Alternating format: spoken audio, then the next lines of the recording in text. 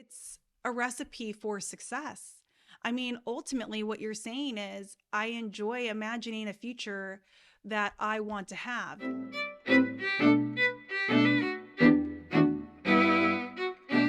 Hi, everyone. It's Tina with Picture It Profit and Financials, where I help business owners stop winging it with their finances and get everything organized so that they can have some real peace and security in knowing that their books are up to date, that they know where their money's going, and that they have a plan for the future financially. That said, I always love the beginning of the new year. Love it. I love the beginning of the new year. And that's because it's always infused with so much optimism and motivation. But now that we've come to the end of January and we're walking steadily through February, I have to be honest, for many of us, this is the time where that motivation and optimism that powered us through January is beginning to wane. I think this happens with a lot of us, right? We get very excited in December. We get super amped up. We hit the ground running in January. And then by mid February to end of February, honestly, if we're lucky, to end of February, we start to feel more like a not so well oiled machine that's looking to take a break. Actually, I think this is why so many people my age have just completely thrown away the idea of New Year's resolutions. When I was young, I would ask people what their resolutions were, like in my 20s and even in my early 30s, and people would say all sorts of answers. And now that I'm squarely in my 40s, I have to be honest with you, people are like, yeah, I don't do that anymore. And a lot of it is because we lose that sense of urgency and optimism. And, honestly, we just stall out. Nobody likes the feeling of stalling out. Essentially, it's saying that we're failing ourselves, that we're not holding ourselves to the plans and the goals that we really wanted to achieve. And it feels kind of yucky. So I am perpetually the optimist, and I always have my rose colored glasses on. And so I've been really contemplating this. For years, I've been contemplating this, and I feel there are two main reasons why we tend to stall out. Let me phrase that a little bit differently. There are a couple of concepts that we can use to improve the success of us achieving our New Year's resolutions and our annual goals. And I want to talk about both of those. The first one is a concept that I learned from Dr. Benjamin Hardy. He is a psychologist on YouTube that I have been following for quite some time. He's got several playlists out there that I really, really love, and I'm going to post the links to those below so that you have access to them as well. He introduced me to an idea that I think I've been sort of subtly doing my whole life, but didn't realize that I was doing it. And this is the idea of prospection. The other idea that I want to introduce that's going to help sort of cement the completion and the ability to have success with our goals is a book that I've recently read called The 12-Week Year, and some ideas in that book. But let's go ahead and start with prospection and Dr. Benjamin Hardy. So ultimately what prospection is this idea that in modern psychology, it has been determined that we are who we are today because of who we believe we'll be in the future, not because of who we've been in the past. So let me say that again. Who we believe we'll be in the future is the basis for who we are today. This is kind of opposite of what I was raised growing up, and it's fascinating and it's powerful to me. This idea that who we are in the future is shaping us right now in this present moment, because who we are in the future is anything we want. Really, it's a figment of our imagination today. But if we can really lean into this idea and start to frame up who we want that person to be, that's going to literally change who we are today. And that to me is just tremendous, absolutely tremendous and exciting. But then you have to ask, why are so many of us stuck? Why are so few of us actually changing and hitting goals and becoming more of the person that we want to be? And I've got a couple ideas on this. There are two main reasons that I think this. I think the first is that this concept of prospection is relatively new. I mean, I really think it was being introduced only like 10 years ago. And I, who live for this kind of stuff, only just learned about it maybe a year and a half ago. and have been really leaning in and talking to clients about it and introducing clients to it because I mean, the name of my business is Picture It, right? I want you to picture a future that you want to pursue. My original tagline was, imagine the future you want, set a plan, and enjoy the process. This is something I have been doing throughout my whole life, and I've had a decent measure of success in certain areas. And do you want to know which areas those are? It's the areas where I've been consistently picturing a future that I want and making a plan to achieve it, and then trying to the best of my ability to enjoy that process. Hence the tagline, hence the name of my company. Now, that flies in the face of what I think many of us are taught, right? Growing up, I think we were all taught that we are who we are because of the experiences we've had. We are who we are because of how we were raised. We are who we are because of the way we've handled problems and the way we've reacted to circumstances. And yes, that certainly influences us. The way we've tackled things in the past. I mean, those are memories that we live with, and those are decisions that we grapple with, and we're dealing with the results and the outcomes of those now. So in many ways, it feels like that is truth, but it's not. They're finding very explicitly that who you believe you'll be in the future has so much more weight on who you are today. And yet we're stuck in this idea that it's the past that defines us. So I feel like I've belabored that point well enough. The other reason that we tend not to lean into this is because we lack imagination.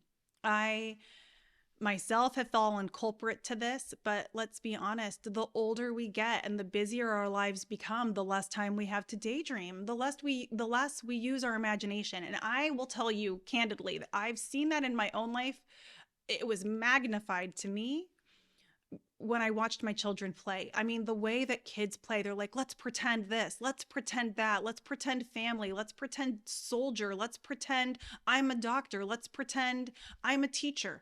I have kids come to my house where my daughter will take over my office and say, let's pretend school. And she will be the teacher and everybody else will be students. And the shenanigans that these kids, I can only hope that they're not actually going to school like this. But the reason I bring that up is because they pretend. They're using their imaginations all the time. And I feel the older we get, the less we do that. And it's to our detriment. So many business books are like, create a vision for the future. And what they're really saying is pretend, play pretend, imagine what you want, get in there, feel it, act it out. And that is how we become the person that we want to be in the future. This is a conversation I have consistently with my clients, and I have to be candid with you. It's hard for us to change that. It's hard for us to reignite our imagination, but we can do it, and we have to do it. And if you want to really be different in the future, you need to stop reliving the past. Work on crafting that plan, that vision for the future. Write it down, no matter how clunky it feels. Know that it's not your final plan, right? You're going to rewrite it all the time because your imagination is going to grow. You want to nurture it, you want to water it, and you want it to flourish. But what we have to stop doing is revisiting our past mistakes, remembering our past traumas. There's an idea to heal those things. And I do believe in the power of therapy and recognizing when those things are a hang up for us. But I also recognize that sometimes rather than fixing the old pipes, you need to just lay new pipes. And so stop reliving those painful moments.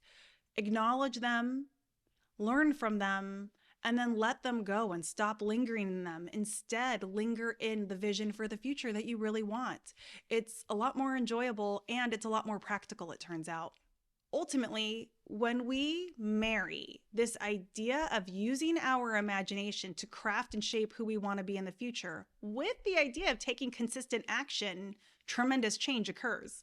And this is my segue for the 12-week year. So I recently read this book or listened to the audiobook with my business bestie. And I got to be honest, I wasn't expecting any paradigm shifts, but I had one. And ultimately the shift is this. I love crafting annual goals. I've been talking about it on this channel for a long time. But what ends up happening is after the motivation starts to wane, for me, usually it's I think I last a little longer than most. For me, it's usually the beginning of March. It starts to wane, and then I go into coast mode. And I coast for March, April, May, June, July, August, and then September comes around and I feel reinvigorated again, which makes sense, right? Because that's the beginning of the academic school year. So it is a kind of new year of sorts. And this is when the kids go back to school. So there's a big shift in the household. And so it's like at the beginning of the year, in January, there's the inspiration of the brand new calendar year. And in September, there's the inspiration of the new academic school year. And these two things produce some excitement and some activity in me, especially as I near the end of fourth quarter. And then I have like a sense of urgency to complete my goals, my annual goals, that is. What the 12-week year is saying is stop thinking about it in an annual cycle. Instead, keep your foot on the gas. And the way you do that is by making every quarter its own year. So you are steadily setting goals throughout the year and you're measuring them using a technique called the scorecard, and you're talking about them with a group of people that's called your weekly accountability management group. But the scorecard is measuring your results, and I love doing that. I mean, hello, get me talking about KPIs and I won't stop. And I like collaborating with people. I like talking with people, especially as a single member LLC, as solopreneurs. We need a group of business friends to help us stay motivated and in charge and accountable. But this idea of the 12-week year was the paradigm shift for me. Because you see, what happens with a lot of people is that we create these goals and we feel like we have a lot of time. You know, we have that motivation and inspiration at the start of the year, and then we start to coast and we start to stall and we start to procrastinate because we feel like we have a lot of time. But if you take that away and you say, no, every quarter is its own year, and the goals that you create have to be done within this 3-month period, this 90-day period, you are taking away the opportunity to coast because you're taking away the time. And this has helped me a lot. I have been maintaining a sense of productivity that I probably haven't seen since when I was going to work full-time and working on my MBA and trying to run a marathon or training for a marathon.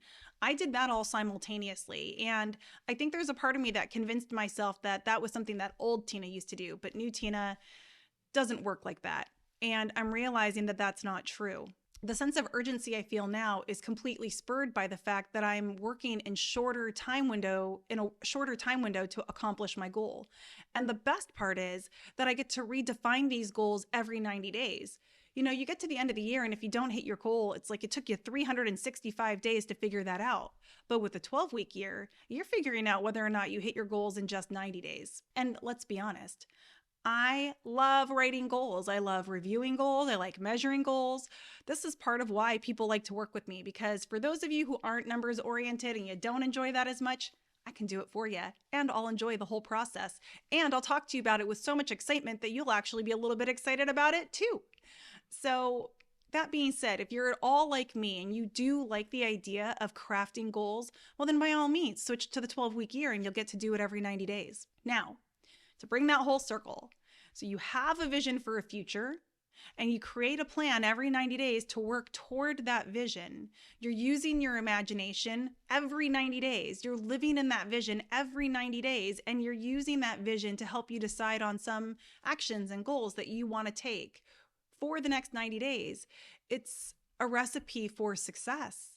I mean, ultimately what you're saying is, I enjoy imagining a future that I want to have. And that is shaping me into closer to the ideal person that I want to be right now.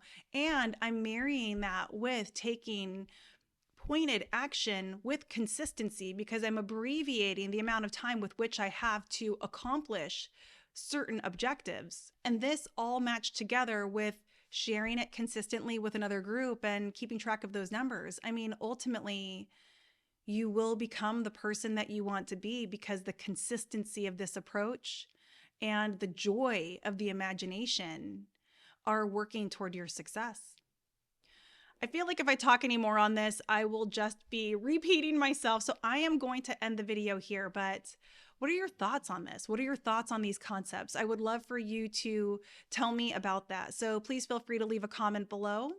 And as always, I love you guys. I hope you are really enjoying the season that you're in, and I will see you in the next video.